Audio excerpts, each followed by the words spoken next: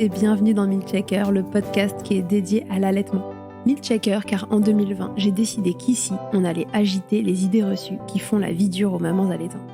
Je commence par me présenter, je suis Charlotte Bergerot-Palisco, je suis ostéopathe de formation. J'accompagne entre autres quotidiennement les mères dans leur allaitement en libérant avec mes petites mains les tensions de leur bébé qui ne téteraient pas tout à fait correctement. Je suis également formatrice en ostéopathie pédiatrique et sur le sujet spécifique des troubles de la succion des nourrissons et podcasteuse à mes heures pas si perdues. Enfin, je suis surtout la maman de 2 enfants, l'un allaité 1 année et l'autre est en train de téter au moment où j'enregistre cette intro. Ici, tu écouteras des témoignages autour de l'allaitement, des vécus tous différents mais essentiels à recueillir pour apprendre de l'expérience des autres, pour se repérer, s'identifier parfois, déculpabiliser aussi mais surtout assurer la transmission nécessaire pour normaliser et même banaliser ce qui devrait l'être, nourrir son bébé, bambin, si on le souhaite, comme on le souhaite, et le temps que la dyade, comme on l'appelle, mère-enfant, le désire. Et ce n'est pas tout, car si l'allaitement était facile, ça se saurait. Le manque de transmission d'informations n'épargnant personne, il me semblait essentiel que ce podcast s'adresse aussi aux professionnels entourant les mères durant cette période. C'est l'intérêt des épisodes experts que vous pourrez écouter régulièrement, que vous soyez parents ou soignants, pour vous orienter face aux difficultés rencontrées. On y traite toutes sortes de problématiques liées de près ou de loin à l'allaitement et plus encore. Un seul objectif ici, informer le plus largement possible. Et pour cela, j'ai besoin de vous. Dès qu'un épisode vous a plu, aidez-moi en le faisant voyager pour qu'il arrive dans chaque oreille qui peut en bénéficier. Via le bouche à oreille, sur les réseaux, ou encore en laissant des étoiles et commentaires sur votre plateforme d'écoute, vous n'imaginez pas à quel point c'est précieux, alors merci d'avance si vous prenez 1 minute pour faire vivre ce projet. Et maintenant, place à l'épisode. J'accueille aujourd'hui dans le podcast une profession que j'ai peu interviewée jusque-là. J'ai nommé les orthophonistes. Orthophonie et allaitement, ce sont 2 choses qui peuvent se conjuguer, car quand votre bébé présente une problématique de succion et donc d'alimentation, l'orthophoniste peut bien plus souvent qu'on ne le pense intervenir pour l'aider à la rétablir. C'est donc Angèle Depémy, orthophoniste spécialisée dans la prise en charge des difficultés d'alimentation en pédiatrie et des troubles de l'oralité comme ils sont très souvent nommés, qui répond à mes questions aujourd'hui. Comment son métier d'orthophoniste peut intervenir dans les troubles de la succion chez mon bébé allaité, mais aussi mon bébé biberonné? Quels sont les signes et symptômes que je dois repérer chez mon bébé déjà tout petit et qui m'amèneraient à consulter un orthophoniste? Comment se déroule une séance? Qu'est-ce que je peux en attendre? Vous aurez toutes les réponses dans cet épisode indispensable. Je vous souhaite une belle écoute. Bonjour Angèle, bienvenue dans Milkshaker. Bonjour. Angèle, tu es orthophoniste et je vais te demander de te présenter. Ça fait un moment que je dois faire un épisode. Je dois, parce que c'est le mot, c'est un devoir, que de faire un épisode avec une orthophoniste. On a reçu plusieurs fois Marie Ruffier qui est ergothérapeute. La différence est un peu fine entre les deux. Voilà, on en reparlera rapidement pour dire que finalement, c'est plutôt les formations qui comptent que le métier de base. Mais en tout cas, voilà, ça faisait longtemps que je voulais interroger une orthophoniste sur tous ces sujets autour de la succion et de l'allaitement. Question numéro 1, Angèle, est-ce que tu peux te présenter? Oui, donc je suis Angèle Depémy, je suis orthophoniste depuis 2009. Initialement, j'ai travaillé à l'hôpital, donc en ORL, en cancérologie, pour être plus précise. Donc je me suis depuis toujours intéressée vraiment à toute cette sphère orale. Et puis je suis aussi maman de 2 enfants, de 9 et 7 ans. Et comme souvent, la maternité nous fait changer un peu notre regard sur les choses. Et voilà, depuis l'arrivée de mon 2e garçon, je suis uniquement libérale. Et j'ai plongé dans le monde de la pédiatrie, de l'allaitement et des troubles alimentaires. Donc maintenant, j'ai concentré ma pratique sur ça. Ok, et tu te trouves en région parisienne? C'est ça. Vers Créteil. Exactement. Ok, donc voilà, si vous avez la chance de la voir autour de vous, vous savez, si vous êtes vers Créteil, c'est une chance. La première question que j'ai envie de te poser, enfin la deuxième du coup, mais que j'ai envie de te poser de question, Angèle, c'est qu'est-ce que c'est les motifs de consultation attenant à l'allaitement que toi tu reçois dans tes séances? De façon nette, les patients, les petits bébés que je vais recevoir, c'est très très rare qu'ils viennent en première intention me voir. D'abord parce que, comme on le sait, c'est pas simple d'avoir accès à l'orthophonie. Mais on n'est pas le professionnel de référence de proximité. Les bébés, ils ont déjà vu une sage-femme, ils ont vu un pédiatre, donc bien souvent ils sont orientés donc par un médecin, pédiatre, ORL, ou par une sage-femme, ou par un thérapeute manuel, un ostéo, un chiro ou une consultante en lactation. Vraiment, bien souvent, ils ont déjà vu au moins une de ces personnes-là avant de me voir. Ouais, qui s'est dit que il y avait quelque chose autour de la succion, bien entendu. Donc le motif, ça va être un bébé qui n'a pas une succion efficace, donc il ne peut pas téter en quantité satisfaisante sans trop d'efforts en fait. Ou en qualité. Ou en qualité, donc sans aide. Voilà. Donc l'idée, ça va être nous notre travail d'évaluer, de pouvoir voir est-ce que le bébé qu'est-ce qui pêche en fait dans cette succion, qu'est-ce qui dysfonctionne, et d'essayer de trouver des solutions ensemble. Donc les motifs, c'est souvent un bébé qui ne tète pas suffisamment, qui se fatigue au sein, qui n'arrive pas à prendre le sein en fait tout simplement. Un bébé qui a une mauvaise prise de poids, un bébé dont la succion, on voit bien que ça se passe pas bien, le lait coule, il s'étouffe, on voit que le bébé c'est difficile pour lui. Et ça c'est vraiment les premiers motifs. Ça peut être aussi des bébés qui n'arrivent pas à prendre le biberon. Hein. D'accord. Voilà, ça oui, aussi bien sûr, on parle de l'allaitement, voilà, mais toute problématique de succion peut être problématique au sein comme au biberon. Exactement. Et on a souvent des bébés, des parents qui appellent autour justement de la reprise du travail, des mamans qui essayent d'introduire le biberon et pour qui ça ne passe pas du tout. Quand on creuse, on voit qu'il y avait des problématiques autour de l'allaitement au sein dès le départ, mais des choses avaient pu se mettre en place sans avoir d'avis orthophonique. Donc ça, c'est les motifs de consultation les plus courants. Oui, donc un bébé qui n'arrive pas à changer d'outil, par exemple, ça peut aussi être un motif de consultation chez toi. Tout à fait. Donc toute problématique liée à la succion du bébé qui aurait l'air désorganisée, finalement. Exactement. En fait, les problématiques d'allaitement, globalement, peuvent tout un peu se retrouver chez l'orthophoniste pour le bébé. Comment ça se déroule une séance ? L'orthophonie, comme je l'ai dit, on est soumis à la prescription médicale. C'est organisé de façon précise. La première séance, c'est une séance de bilan orthophonique. Donc c'est une séance qui est plus longue, voilà, où on prend le temps vraiment. En gros, c'est évaluer la situation. Un grand temps d'écoute des parents, moi, qui est très très très important pour moi, parce que ça nous permet de replacer la problématique de succion dans l'histoire de l'enfant en global. Et je pense que ce temps d'écoute, il est vraiment important pour les parents et pour nous, c'est une mine d'informations en fait. Donc on va discuter bien sûr de la grossesse, de l'accouchement, de comment ça s'est passé pour l'arrivée de ce petit bébé. L'alimentation, c'est quand même un sujet très très très très compliqué. Et puis c'est the sujet. Enfin, et c'est pas de la mécanique. Voilà. On a tous envie que nos enfants bouffent correctement. Exactement. Et ce que je veux dire, c'est ça. Je veux pas qu'on voit l'orthophoniste comme le garagiste en fait qui est en train d'évaluer est-ce que la tuyauterie fonctionne bien, j'en sais rien, mais en fait, voilà, prendre l'histoire aussi. Je pense que ça, c'est très important. Donc, il y a un vrai temps d'échange qui commence la consultation. Pendant ce temps d'échange, forcément, l'œil de l'orthophoniste est quand même très actif. Le bébé est là, donc forcément, on peut pas s'empêcher d'observer de façon qualitative ce qui se passe. Est-ce que le bébé est éveillé? Est-ce qu'il est endormi? Est-ce qu'il est tout tendu, les poings serrés? Comment il respire? Comment est sa bouche?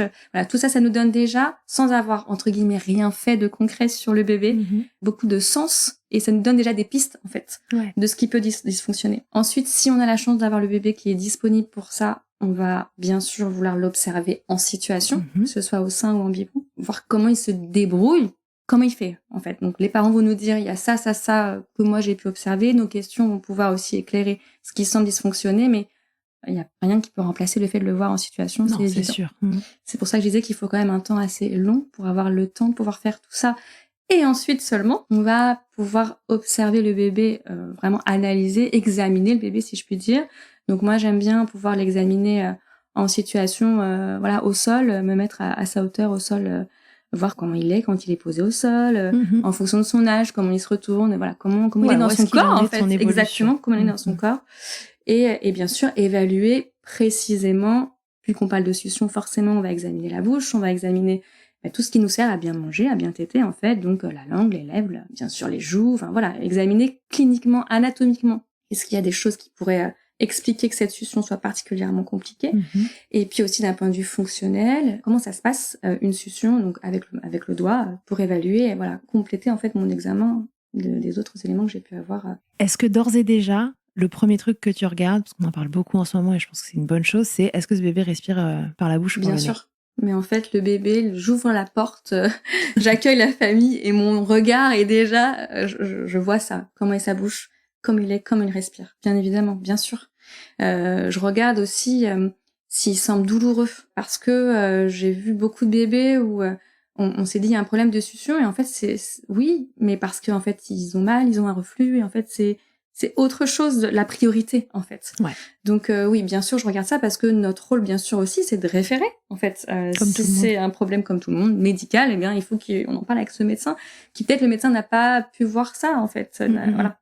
Oui, c'est l'avantage d'avoir une consultation plus longue comme ça au démarrage, Exactement. c'est de pouvoir voir les choses avec un œil un peu plus lointain, parce que c'est vrai que le médecin, il les voit Très, très entre les proche. vaccins à faire, les ceci, les cela. Exactement. Finalement, les consultations sont courtes et ils n'arrivent pas toujours à tout déceler. Et puis, il y a des choses où on voit un bébé, il y a du temps qui s'écoule, je veux dire aussi. Donc, une problématique en démarrage d'allaitement, n'est pas la même. C'est pas la même quelques mois après. En fait, quand ça perdure, on se dit, bon, là, vraiment, c'est pas normal que ce bébé avale autant d'air, par exemple. Enfin, voilà. Oui, et puis typiquement, un reflux peut ne pas être douloureux à J20 et puis l'être à J30, en fait. Exactement. Parce que ça peut décompenser d'un coup. Donc, de toute façon, c'est toujours intéressant de suivre le truc. Ça va très, très vite avec les bébés. Ok, donc ça, c'était le déroulement d'une séance. Et puis, sur les séances de suivi, après, c'est... On refait le point. Tout dépend de ce qui a été convenu à la fin, à l'issue du bilan. Est-ce qu'on a décidé de juste orienter un autre professionnel? Est-ce qu'on a donné déjà des sollicitations à faire avec le bébé? Donc, on réévalue en fait la situation.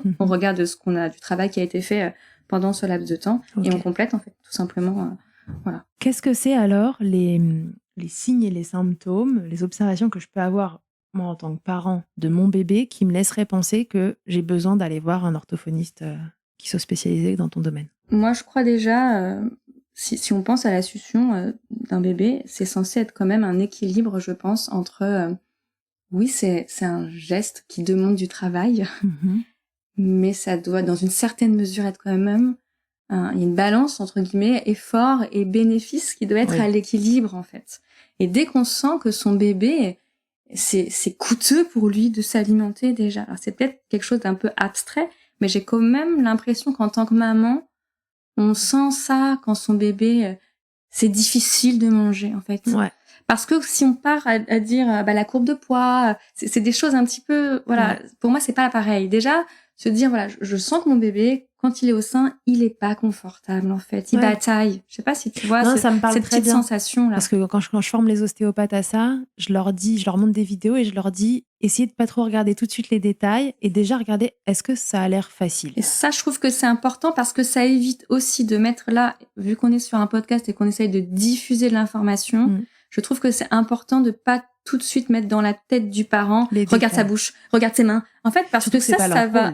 Oui, puis je trouve que ça ouvre des portes du stress, en fait, en tant que maman. Et de dire, moi, je trouvais que c'était OK avec mon bébé. Mais en fait, c'est vrai que j'avais pas vu qu'il avait les pans serrés et que voilà. Et que la lèvre, elle est pas retroussée. Si c'est OK, la lèvre retroussée, je m'en fiche. Enfin, en fait, tu vois. Est-ce qu'il arrive à bien s'alimenter? Est-ce que ce moment-là se passe de façon plutôt sereine, en fait? Première chose. Ouais, non, mais c'est un super bon conseil parce que je pense que c'est ça qu'on peut observer facilement sans trop se prendre la tête en tant que parent, qu'on soit au sein comme au biberon. Exactement. Est-ce que le repas est un moment on voit bien. Normal. Est-ce que ce bébé, en fait, il bataille pour obtenir sa pitance, en fait? Est-ce que c'est, tu vois, est-ce qu'il bataille? Est-ce que il s'étouffe parce qu'il gère mal? Est-ce qu'il s'accroche, il se décroche, il se raccroche? On voit bien que tout ça, c'est du même ordre, en fait. C'est la bataille. Je dirais quand même quelque chose qui est important. Un bébé qui semble ne pas avoir cette appétence et cette envie de téter. Ça, je trouve que c'est un signe important. Un bébé qui semble désintéressé. Ça, c'est un signe, je trouve, vraiment important. Et un autre signe très important, un bébé qui présenterait des signes d'hypersensibilité. Donc un bébé, dès qu'on approche quelque chose de sa bouche, en fait, c'est trop. Ça donne des hauts le cœur, c'est inconfortable. Parce que là, c'est des signes quand un peu même. De rejet, quoi. Voilà. Donc en gros, je m'y intéresse pas, ou c'est too much pour moi. Et là, je pense que ça nécessite, ça veut pas dire qu'il y a un trouble, ça veut dire peut-être il va falloir l'accompagner ce bébé. Pour que ce soit plus confortable pour lui. Et donc, c'est pas utile qu'on rentre vraiment dans les détails parce qu'après, c'est au pro de le faire. Je pense que c'est au pro ensuite de le faire et que dès lors qu'il y a cette petite truc qui s'allume de dire « moi, je suis pas sûre », en tout cas, ça, ce sont des motifs de consultation en orthophonie qui sont tout à fait adaptés. Ça peut être d'en parler avec un professionnel que vous allez pouvoir voir peut-être plus rapidement aussi, bien sûr. Non, mais je suis consciente de la réalité, en fait. Je trouve que sur le sujet d'allaitement, ce qui compte, c'est de pouvoir trouver quelqu'un sur qui s'appuyer rapidement. Et la clé, c'est la rapidité. Pour les professionnels qui nous écoutent, parce qu'il y a aussi beaucoup de professionnels en fait, qui écoutent le podcast et en particulier les épisodes experts, qui parfois peuvent être un peu abstraits pour les parents. Pour les professionnels, est-ce que tu dirais la même chose comme signe d'appel pour envoyer chez l'orthophoniste? Alors, je rajouterais des petits signes un peu plus... Alors, les parents, bougez vos oreilles, mettez plus 30 secondes. Non, mais... non, je rajouterais la bouche ouverte. Même en dehors des moments de succion, en fait, clairement. en tant que premier signe, ça doit interpeller un bébé qui est constamment la bouche ouverte. Ouais. Il faut aller regarder. Voilà, ça clairement. En gros, c'est vraiment l'hypersensibilité, la bouche ouverte et pas de réflexe de succion. Ouais. Ça, c'est des choses, ça doit alerter. Ça doit alerter. C'est quoi les causes de ces problématiques que toi, tu viens retrouver en consultation d'orthophonie pour un bébé et sa succion? À quoi c'est lié, en fait? Très souvent, on a la prématurité. Donc, c'est des bébés qui, forcément, ne vont pas avoir la maturité nécessaire de pouvoir gérer le fait de téter, de déglutir, de respirer, pouvoir coordonner tout ça, en fait, dans le bon temps. Oui, parce que c'est 3 mécanismes, succion, déglutition, respiration, qui ont chacun leur spécificité et ils doivent se coordonner entre eux pour que ça se passe bien. Donc, en fait, c'est énorme. En vrai. Et ça se passe tard dans la grossesse. On avait fait un épisode sur la prématurité et elle expliquait que c'était finalement sur la fin de grossesse, après 35 semaines, 32-35 que ça se... Exactement. Donc ça, c'est vraiment la première cause qu'on peut avoir. Et puis c'est des bébés en fonction du degré de prématurité qui ont eu des débuts de vie quand même très particuliers. Donc quand on parlait tout à l'heure d'hypersensibilité, ces petits baby-choux-là, ils ont eu quand même leur lot de dystimulation en fait dès le départ. Donc c'est des bébés pour moi qui vont avoir besoin d'être coucounés, accompagnés, et des parents bien sûr qui vont avoir besoin d'être très très vite mis dans la situation. J'en ai pas parlé tout à l'heure sur le déroulé de la séance, j'ai essayé d'expliquer qu'on regardait beaucoup les dysfonctionnements, mais en vrai, je tiens à dire aussi que une grande partie de notre travail est de pouvoir aussi montrer ce que le bébé sait très bien faire. Et je trouve que ça c'est très important, de prendre le temps d'identifier, déjà pour nous, la qualité de notre prise en charge, parce que si je sais ce sur quoi ce bébé est compétent, forcément, je vais pouvoir faire du travail efficace. Mais pour ce parent qui est en face, lui dire, regarde, tu vois, ça, il le fait bien. Ça, il le fait super bien. Et toi, regarde ce que tu fais super bien avec ce bébé aussi. Et je suis certaine que ça, pour la parentalité de manière générale, et on s'appuie là-dessus pour l'allaitement, pouvoir dire, good job, là, tu vois ce que tu fais, c'est très bien. C'est un cercle vertueux et positif. Donc voilà, la prématurité, première cause. Ensuite, on a quand même les causes anatomiques. Donc les freins restrictifs buccaux, les fentes labiopalatines. Donc tout ça, alors en fonction des formations de chaque professionnel aussi, bien sûr.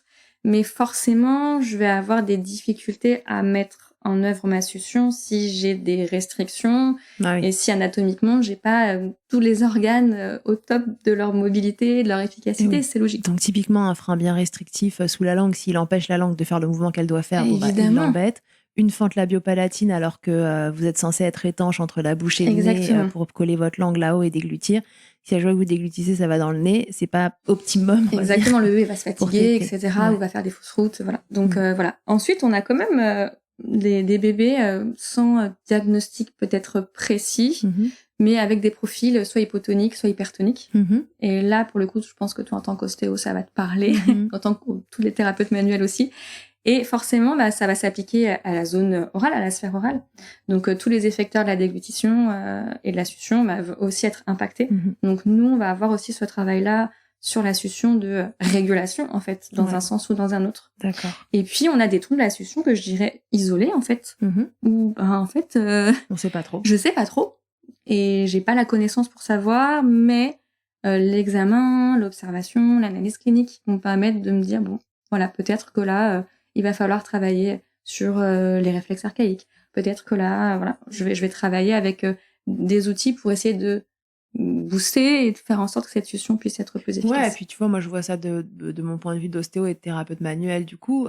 Typiquement, une mâchoire, un cou, une cervicale coincée dans les démarrages, ça peut amener à ce problème de succion, mais comme je dis toujours, une fois qu'on a réglé l'origine du problème, est-ce que la fonction derrière arrive à se remettre complètement en place? Oui, non. Et si la réponse est non, en fait, on a besoin de quelqu'un en complément, en fait, pour rééduquer. Oui, et c'est pour ça qu'on est complémentaires, pour le coup. Parce que, forcément, là, on est en train de parler quand même de quelque chose d'assez technique, et c'est bien des mouvements du corps, en fait. Donc, bien évidemment, moi, j'ai pas les compétences d'un thérapeute manuel. C'est pas notre profession, c'est pas notre qualité, et c'est sûr que avoir un bébé, enfin, je vais pas hésiter à référer, en tout cas, vers un thérapeute manuel, parce que, en général, vraiment, dans la vraie, le vrai déroulé des choses, franchement, ils ont déjà vu. Ouais, bien sûr, parce que aujourd'hui, c'est devenu assez commun c'est super. de faire voir son bébé Et par un c'est thérapeute super parce manuel. qu'en réalité, si malgré la thérapie, en fait, manuelle, le bébé est toujours en difficulté, c'est qu'il faut creuser plus loin, je dirais. Et c'est pareil pour les consultantes en lactation. Moi, comme je l'ai décrit là, je vais m'orienter beaucoup sur le bébé. Je vais m'axer sur le bébé. Je tiens vraiment à redire encore que tout ce soutien aux mamans, aux parents, je trouve qu'il est essentiel. Vraiment. Donc j'espère être suffisamment à l'écoute, mais vraiment ce temps d'écoute et d'accueil et d'écouter les inquiétudes, etc. Je trouve qu'il est important. Mais je n'ai pas bien sûr j'ai des connaissances et des formations sur l'allaitement, mais je n'ai pas les connaissances d'une consultante en lactation sur la lactation, etc. Chacun son cœur de métier. Donc clairement, je disais tout à l'heure quand j'observe un bébé au sein, je me garde bien de dire quelques commentaires que ce soit sur la position au sein. En fait, ça n'est pas mon travail. Et si je vois que c'est pas harmonieux, j'oriente, en fait. Et je veux dire à maman, là, je pense que vous devriez creuser avec quelqu'un dont c'est vraiment le travail pour vous guider. Ouais, non, mais c'est très clair. Alors, on a dit prématurité, contrainte anatomique. Exactement. Qui empêche que le mouvement se fasse bien. Hypo-hypersensibilité. Oui. Si vous voulez revenir là-dessus, je pense que ça va se rejoindre. On avait fait un épisode avec Marie Ruffier sur hypo et hypersensibilité. Donc, je pense que les signes et symptômes vont se rejoindre. C'est l'épisode 25 ou 26, je ne sais plus. Bon, vous le retrouverez. Hypo-hypersensibilité et allaitement. On a dit les troubles isolés.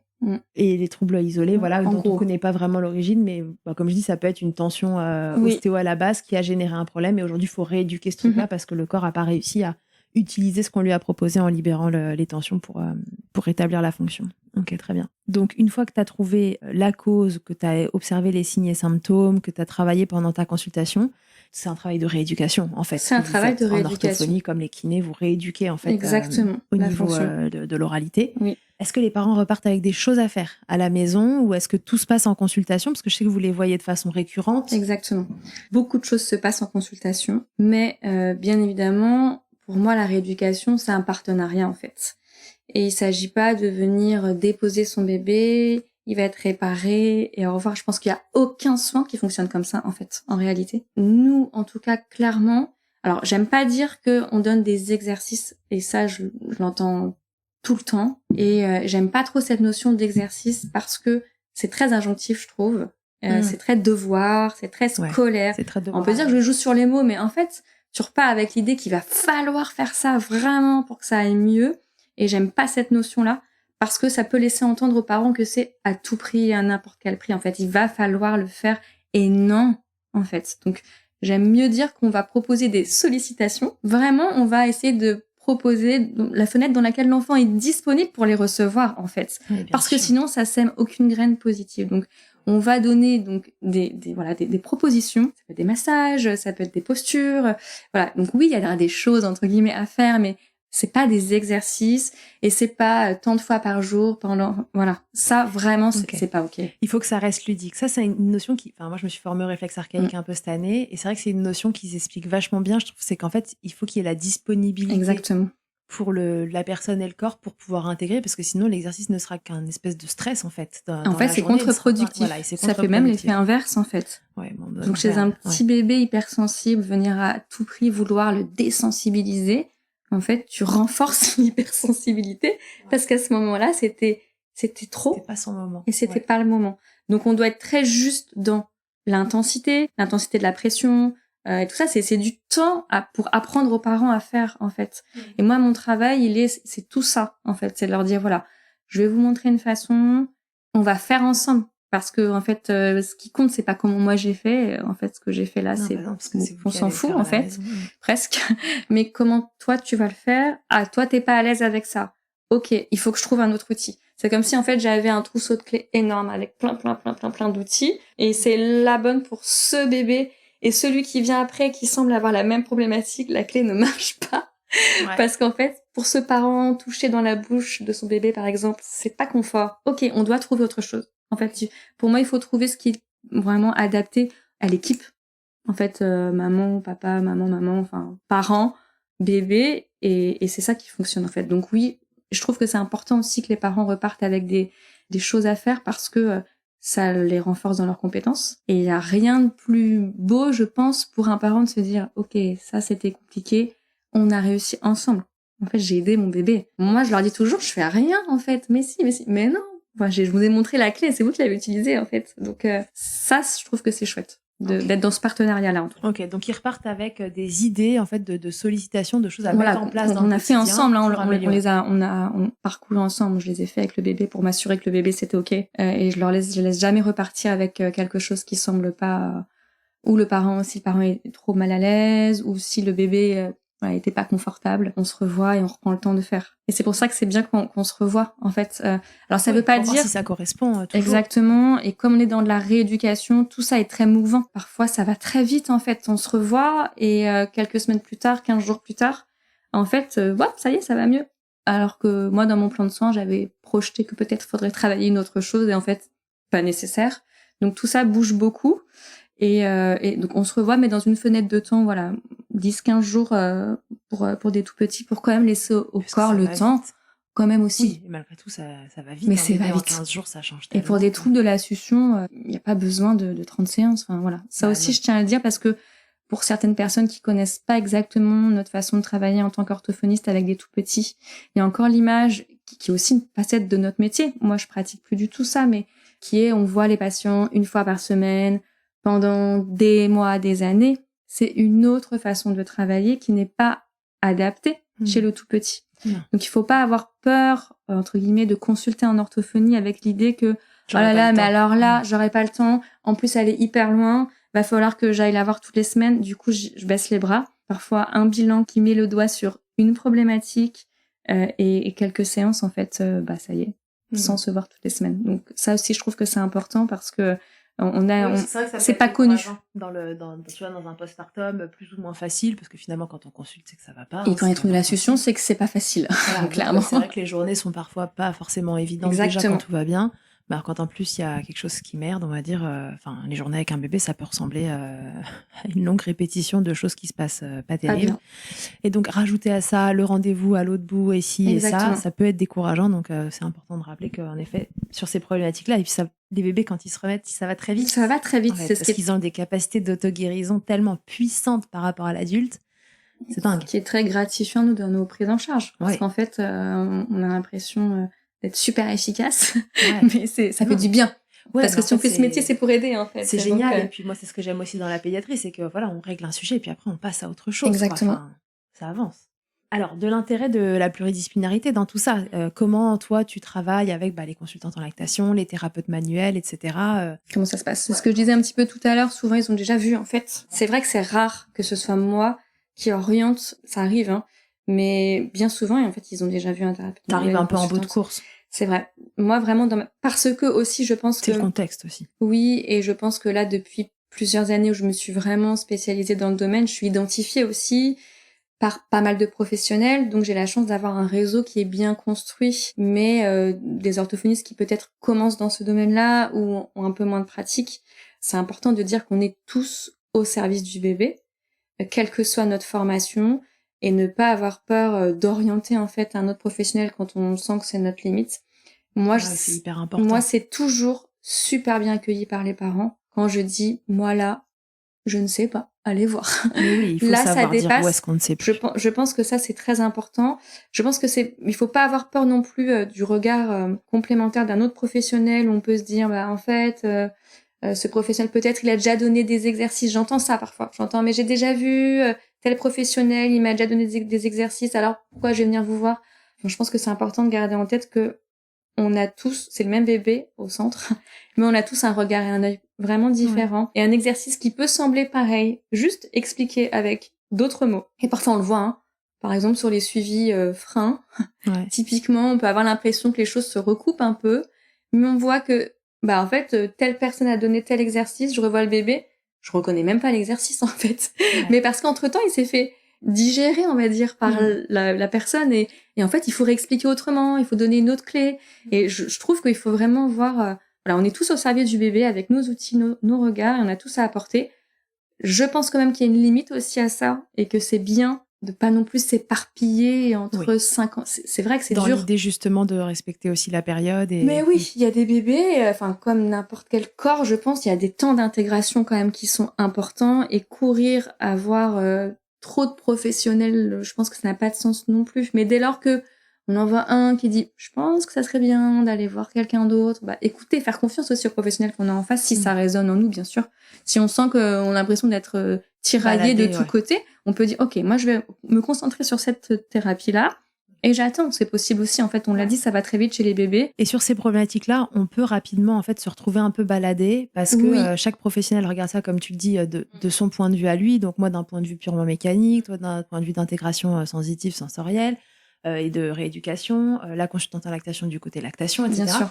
Et donc, chacun fait évidemment le mieux qu'il peut avec ce qu'il a, mais parfois la réponse, en tant que professionnel, on peut penser qu'on l'a alors que quelqu'un d'autre a une meilleure clé pour faire avancer le problème. Donc dans ces cas-là, moi j'ai envie de vous dire, en tant que parent, quand vous sentez que ça vous fait un peu balader, juste prenez un tout petit peu de recul et dites-vous, ok, tout le monde est bien intentionné dans cette affaire, mais moi, qu'est-ce qui me semble le plus juste à cet instant T-là pour mon bébé? Parce qu'en général, quand même, on est bien câblé au moment où on a nos bébés dans les bras et on sait de quoi ils ont le plus besoin. Moi, je pense que faut rester au centre des prises de décision parce que les professionnels, bien sûr, sont dans l'idée de vous aider. Mais c'est vous, au fond de vous, qui devez sentir, ok, moi là, même si on me dit que là, la succion est pas parfaite, mais en fait, moi ça va avec mon bébé. C'est ok en fait.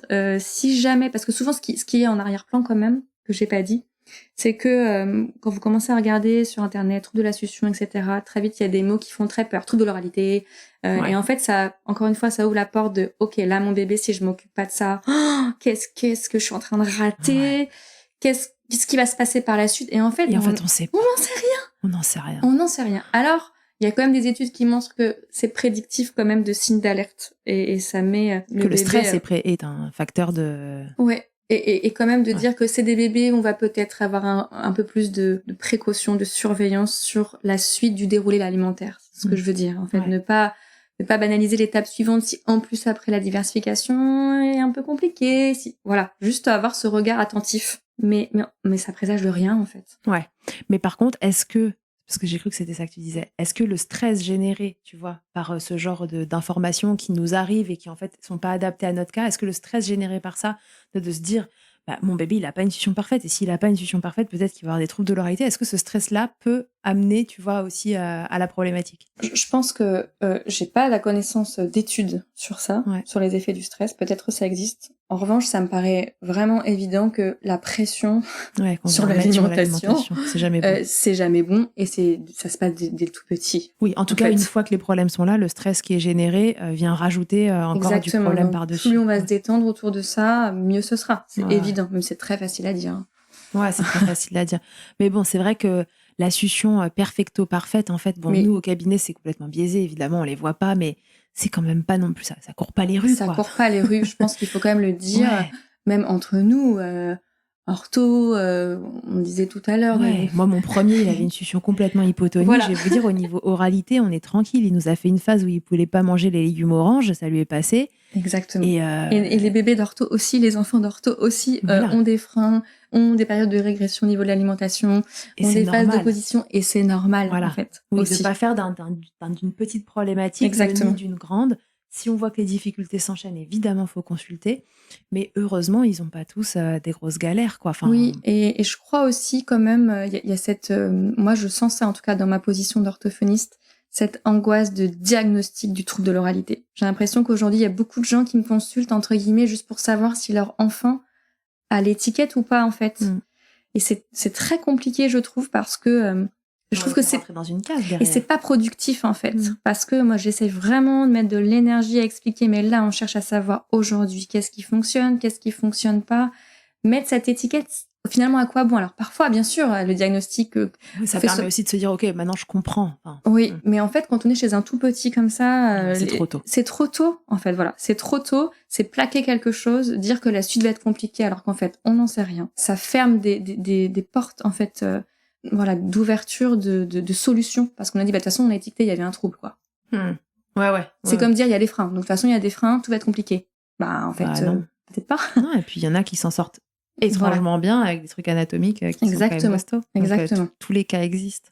Encore une fois, ce qui est important, c'est la fonction, c'est comment ce bébé se démerde, comment ça vient impacter votre allaitement ou votre non-allaitement ou votre quotidien. Si tout va bien dans le meilleur des mondes, dire foutez-vous la paix, soyez juste Exactement. attentifs à ce qu'à un moment, ça vient entacher votre vie. Exactement. Et alors maintenant, la question à 10 000. J'ai peur. Non, j'en ai une autre avant. Avant la question à 10 000. Là, on a parlé beaucoup bébé, succion, Oui. allaitement, parce qu'évidemment, c'est notre sujet dans Milkshaker. Donc, vous aurez compris qu'en fait, on s'en fiche que le bébé soit allaité ou pas allaité. Bien sûr. Parce que s'il est au biberon et C'est que pareil. s'il y a même un souci sur le changement d'outil, c'est le même topo. Faites consulter votre bébé si vous sentez qu'il a des difficultés à être alimenté. Et en tant que parent, le facteur 1 que vous devez regarder, c'est est-ce que le repas, c'est serein? Et ça, c'est quand même, je pense, une super chose à regarder. Message clé du jour. Et ouais, mais en fait, ça marche aussi avec les pros. C'est la première chose à regarder. Moi, c'est ce que je leur dis quand je leur montre toutes les vidéos de problématiques de fusion. Et quand ils sont en train de me chercher, ouais, mais là lève ceci, oui, mais là, cela, là, il fait pas bien enfant de bouche. Et je leur dis, OK, prends du recul. Parfois, ils trouvent pas ce qu'il y a qui va pas. Je leur dis, OK, on regarde l'image de loin et on se dit, est-ce que ça a l'air cool là? Est-ce que ce repas, il a l'air de bien se passer? Est-ce que tu as envie de mettre ton sein dans la bouche de ce bébé? Exactement, c'est ça. Si la réponse est non, alors on va chercher dans les détails ce qui se passe. Donc ça, je pense qu'on l'aura compris. Mais donc tu gères aussi à terme les problématiques de diversification. Quand bébé grandit, que cette alimentation qui passe de la succion pure va devenir, alors succion déglutition va devenir de la déglutition sans la succion au moment de la diversification. Quand il y a des problématiques autour de ça, d'un bébé qui commence à sélectionner les aliments, qui n'arrive pas à passer au morceau, qui fait beaucoup de fausses routes. On rappelle que le nauséeux, on en a parlé dans les épisodes avec Marie, donc je pense que c'est pas la peine de répéter outre mesure, mais le nauséeux, il est normal dans un premier temps. Bien il sûr. recule au fur et à mesure. Des sollicitations, de cette diversification qui se met en place, de la purée qui est une texture différente, si on passe par la purée, qui est une texture différente du lait. Je mets ma main dans ma bouche et je viens me la carrer au fond de la gorge, du hochet que je mets un peu trop loin qui me déclenche un petit réflexe et c'est OK, à celui qui finalement à la moindre sollicitation se retrouve à avoir un gros nauséeux, voire plus à vomir et qui ne peut rien mettre à la bouche. Oui, et je pense que là, pour ces questions-là, c'est vraiment important de garder en tête que du coup, c'est vraiment les sollicitations qui créent la fonction, c'est l'expérience qui crée la fonction. Donc le bébé, pour pouvoir arriver au stade de je mange avec plaisir et de façon autonome, etc., il s'est entraîné pendant de nombreuses semaines en fait. Ouais. Et comme on tolère, on comprend tout à fait parfaitement qu'un enfant passe pas de tout petit bébé à je cours, je marche, c'est exactement pareil pour l'alimentation. Et ça, c'est beaucoup plus abstrait en général comme concept. Mais parce qu'on veut qu'il mange, je te dis. Il faut qu'il mange, il faut qu'il grossisse, il faut qu'il mange bien. Et en fait, tout ça, ça demande des sollicitations. Donc ça demande de l'expérience, donc ça demande des occasions d'expérience. Et en plus, des expériences positives. En fait, il faut qu'ils soient en réussite. Donc, ça suppose de pouvoir proposer quelque chose qui est à hauteur de ses compétences. Et ça, parfois, en tant que parent, c'est décalé. Non pas parce que le parent n'a pas les compétences, mais parce qu'il est noyé par les injonctions extérieures à faire de ceci. Quelle quantité. Ah bah là, il a tant de semaines et tant de jours. Ouh là là, il faut donner de la carotte parce que... Mais en fait, quoi? En fait, ça, on a perdu, je trouve, quand même. Donc, on a perdu un peu le bon sens. Je trouve qu'on a perdu le bon sens. Donc, les parents sont aujourd'hui, c'est bien, il y a plein d'informations, mais en fait, ils en ont presque trop. Et entre tous les parents qui ont trop d'informations et qui veulent juste tellement bien faire, en fait, que ce pauvre bébé au milieu, en fait, il sait plus, il n'y arrive plus. Il n'a pas le temps, en fait, d'avoir les expériences. Pour toutes ces problématiques-là, des bébés qui sont en difficulté, pour le coup, la réaction humaine, elle est de dire, je lâche l'affaire parce qu'en fait, ça marche pas. Alors que peut-être ce bébé, justement, il aurait besoin d'être accompagné. Pour pouvoir donner aux parents les clés de pouvoir le solliciter juste à son niveau de possibilité, de se dire, là, tu vois, on va peut-être pas encore être dans l'alimentation tout de suite, mais peut-être qu'on va devoir reprendre justement un travail pour le désensibiliser dans sa bouche avec d'autres textures, en fait. Mais en fait, quand tu fais ça, je t'assure que t'es en train de le préparer à manger. Même si là, tu donnes pas à manger, mais je te garantis que ça va le faire. Mais pouvoir être accompagné sur ça, je pense que c'est... Là, on a notre rôle en tant qu'orthophoniste, bien sûr, sur ces périodes-là qui sont parfois un peu compliquées. Ok. Non, mais je pense que c'est important de le rappeler et puis de se dire que la diversification, il y a aucune notion de performance dans un premier temps, de quantité, etc. Et aucune méthode miracle aussi. Aucune méthode miracle. La diversification menée par l'enfant, on en a fait un épisode avec Marie Ruffier justement pour dire que c'est pas c'est pas la méthode de diversification. Ça, c'est très important. La méthode de diversification parfaite, c'est celle qui convient à votre bébé à l'instant T où vous commencez pas, d'ailleurs. Donc, la priorité, c'est d'observer. Voilà, c'est observer votre bébé. Est-ce qu'il a l'air d'être intéressé, pas intéressé? Oui, non. Et si jamais il a l'air d'être en difficulté, passé un certain temps, et qu'en plus, il met rien à la bouche, enfin voilà, quoi, il y a un sujet avec son oralité, alors allez consulter. Et puis parfois, c'est toujours la même chose, hein, je vais me répéter, ça va être parfois juste si ça vous stresse. En fait, moi j'ai parfois des mamans, j'ai vu des bébés pour des problématiques de succion, c'est rentré dans l'ordre, et j'ai des mamans qui me disent, est-ce qu'on pourra se revoir juste à ce passage-là parce que je suis hyper stressée de cette période-là. Ok, évidemment. Et en fait, le bébé, il y aura aucun problème. Hein. Je laisse ma porte ouverte pour une séance, en fait, de dire, ok, vous allez démarrer et puis on va se revoir et je vais vous montrer que voilà, ça va. Ah, ok, ça va. Si on a juste déchargé le stress, en fait, de cette maman, ça va bien se passer. La suite va bien se passer. Et ça, je pense que c'est aussi important, pas perdre que notre rôle, à mon sens, c'est tout ça, en fait. C'est pas juste mettre nos lunettes de rééducateur qui regarde, qui scrute la déglutition du petit bébé. Ouais. Et en fait, se dire, tu dois accompagner le système, en fait. Et si, par contre, si jamais ça demande trop, peut-être que cette maman, elle a besoin d'être écoutée, de voir un psychologue, et si c'est vraiment un sujet trop compliqué. Bien sûr, je suis pas psychologue du tout non plus. Mais accueillir l'ensemble. Tu pourras l'orienter. Exactement. Voilà. C'est ça que je veux dire. Il faut accueillir l'ensemble des choses. L'alimentation, c'est un sujet vraiment très complexe. C'est pas juste est-ce qu'on a les compétences pour avaler ou pas. Non. Et ça touche quand même d'autres choses, nos propres histoires en général aussi, alimentaires. Ouais. Donc, les pressions qu'on a de l'environnement familial, des modes de garde. Enfin, je pense que ça touche tellement de choses qu'il faut prendre le temps, en fait, d'accueillir ce qui se passe et d'accompagner le bébé dans le temps. Encore une fois, il a le temps, ce bébé, de manger. Ça veut pas dire qu'on fait rien. Pas du tout. C'est juste que c'est pas que une histoire de langue qui bouge ou qui bouge pas, voilà. En effet. Et que si le fait qu'il se débrouille pas bien, c'est lié à autre chose, c'est notre rôle à nous, en tant que professionnels qui travaillons là-dedans, de pouvoir orienter correctement. Exactement. Pour que la personne trouve sa solution qui lui convient. Ouais. Ok. Donc, la question à 10 000. Ça y est. Angèle, comment on trouve des gens qui sont formés comme toi et qui sont disponibles? C'est une question à 10 000. Je n'ai pas la solution miracle. C'est clair qu'on manque d'orthophonistes pour tous les domaines. Pour ces domaines-là, encore plus. Faites confiance à vos thérapeutes. Parce qu'en général, quand même, il se crée, je pense, du bouche à oreille de je connais telle personne, etc. Voilà, la solution est que nous, en tant que professionnels, on forme d'autres personnes. Je crois que ça va être mon objectif de 2024. Voilà, ça y est, c'est posé. Former les autres. Ça serait super. Elle l'a dit, elle va être obligée de le faire. Donc voilà. Voilà vous ma n'aurez réponse. Plus qu'à suivre son actualité. et Angèle promet aujourd'hui devant moi qu'elle va se bouger pour former les autres. Et je vais former les autres. Et même si vous n'êtes pas orthophoniste, pour au moins avoir les clés, les premières clés pour accompagner ces familles, regarder les choses de près et de loin comme elle sait le faire, et savoir réorienter en attendant un rendez-vous plus spécialisé. L'idée n'étant pas de faire devenir qui que ce soit orthophoniste un peu bas de gamme, parce que c'est pas le but du tout, mais c'est de se dire, ok, qu'est-ce qu'on peut faire en attendant que le problème soit réglé définitivement? Si on avait ça, déjà, il y a peut-être plein de problématiques d'ailleurs qui rentreraient dans l'ordre assez facilement. Et puis, regardez toutes les ressources, des sites qui orientent vers d'autres professionnels. Il y a quand même les gens qui forment, liste quand même des professionnels formés. Ça permet quand même de voir un petit peu comment les gens se sont formés. Plus quelqu'un, à mon sens, s'est formé à former ses horizons larges, mieux c'est. Donc, vous ne trouverez jamais, de toute façon, peu importe la profession, de thérapeutes qui sont exactement pareils et qui prennent le truc de la même façon, parce qu'on a tous des formations complémentaires qui sont différentes. On est des personnes différentes. Je pense que quelqu'un qui aurait fait exactement le même parcours que moi sera autrement, parce que c'est pas la même personne, pas la même histoire. Ouais.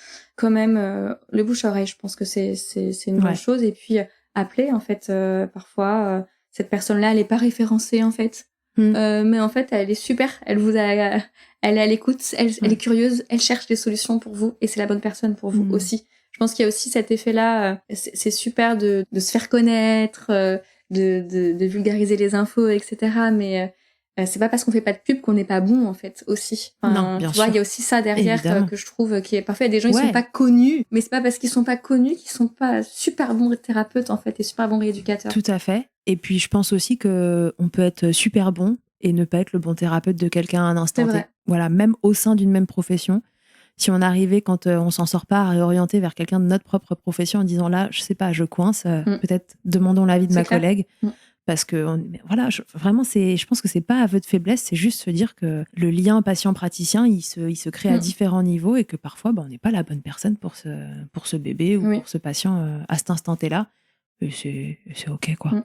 OK, très bien. Bon, et est-ce qu'il y a quelque chose que tu veux ajouter à tout ça avant qu'on se quitte, Angèle? Non, je pense que c'était clair. Je pense que je suis vraiment contente de pouvoir avoir pris la parole, peut-être pas au nom de toutes les orthophonistes, mais je trouve ça chouette de se dire, voilà, dans un podcast sur l'allaitement, que les orthophonistes sont là aussi, en fait, pour ça, parce que c'est vraiment méconnu. Et souvent, les parents sont presque décontenancés. Je pensais pas qu'on pouvait voir un orthophoniste, il parle pas. Mon bébé, les orthophonistes s'occupent des bébés, mais vous faites quoi? Donc ça, je trouve que c'est très méconnu. Oui, c'est très méconnu, alors qu'on a vraiment toute notre place. Donc j'encourage aussi les orthophonistes qui ne se sentent pas assez confiantes, pas assez légitimes, de se former justement, de venir en stage, en fait, observer des collègues pour se lancer, en fait. Parce que si vous preniez toutes, vous êtes beaucoup des filles. Oui, tu peux le dire. Si vous preniez toutes et tous les bébés en charge, en fait, vous auriez, ce serait moins bouché, non? Oui, ça serait beaucoup. Non, mais c'est évident. Bah ouais. On manque de professionnels sur le territoire de manière générale, mais sur tout ce qui est oralité encore plus, parce que c'est une spécialité. Parce que c'est spécifique, ouais. Il faut vraiment se former. Alors, les nouvelles promotions, elles ont dans leur parcours initial beaucoup plus de formation.